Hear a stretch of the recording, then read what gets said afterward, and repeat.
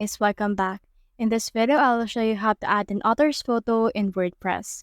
Let's get started. In order to do that, we need to install a plugin. So scroll down right here until you can see the option for plugins. Click on this Add New Plugin. And then after you have done that, you will be redirected to the WordPress plugin marketplace. So what you can do in that case is you can just casually head over and click on this search bar right here.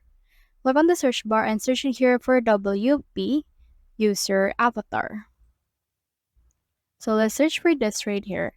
And then once you have head over and added this, it will present you with some search results. So in here, here's WP User Avatars. So click on this right here. And then once you have done that, head over and click on this Install and Activate. Once you have clicked on that, it will install the plugin. So as you can see, it's been installed. So let's head over and click on this Manage Plugin right here in order to see what it looks like. So as you can see right here, WP User Avatar has successfully been added.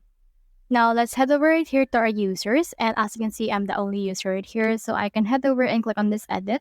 So this user as well is recognized as the author, and when you scroll down, you can see this option right here for choose file.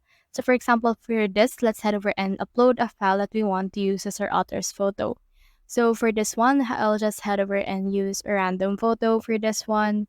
I'll use this photo of a cute dog and click on open, and it will be uploaded. So click on this update profile right here. And then once you have updated that, it will be updated in just a few seconds right here. So we'll just wait for that to finish loading process. And once you're done, it will actually lag for a few seconds, but once you're done, you should be able to see it.